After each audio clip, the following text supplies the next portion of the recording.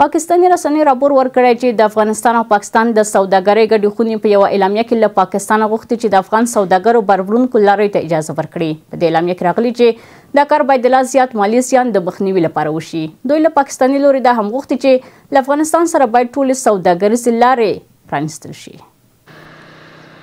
د افغانستان او پاکستان ترمنځ د سرحدي لارو د اوږدمهاله تړل کېدو له امله په سیمه کې سوداګریز وضعیت لا جدي بحران سره مخ شوی.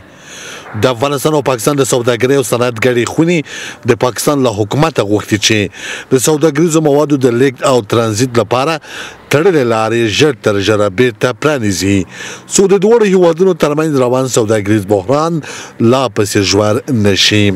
یادې خونې په خپره شوې اعلامیه کې ویلي چې اوسمهال زرګونه باروړونکي لارۍ په پاکستاني بندرونو او تمځایونو کې درېدلي او د ورځې په سر د هرې لارۍ له 150 څخه تر $200 پورې د بندر تمځای او نورو لوجستیکي مصارفو بار پرې لویږي. په اعلامیه کې ټینګار شوی چې د لارو تړل کېدل او د تجارت فلج کېدل د پام وړ مالي تاوان اړوي او ستونزې یې تر ټولو ډېر پاکستاني سوداګرو ته رسېدلي دي.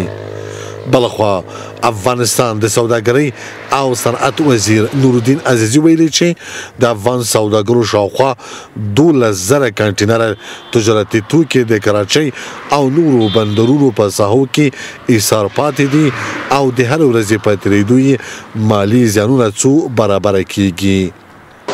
متاسفانه یوازې که دروازه های پاکستان برای ما باز باشه و دروازه های افغانستان برای تجارای پاکستانی باز باشه، محکم میبندند که نباشه خدا نخواسته به مردم غریب مظلوم و 4 نفره که در زمین ها کار میکنند، دهقانی میکنند، زراعت میکنند راه را باز میکنند که نشه که برای مردم فایده برسد. بسیار متاسف هستیم. حقیقت اگر 12,000 کانتینر ما فعلا در کراچی و بنادر بند است. د اکتوبر له 12 وروسته هغه مهال چې د افغان او پاکستاني پولیسو ترمنځ نښتې رامنځته شوې د تورخم او چمن په ګډون ټولې مهمې سوداګریزې او ترانزیتي لارې تړل شوې. د راپورونو مخې تر دې دمه لږ تر لږه $300 میلیونه په ارزښت تاوان دواړو غړو سوداګرو ته رسېدلی دی.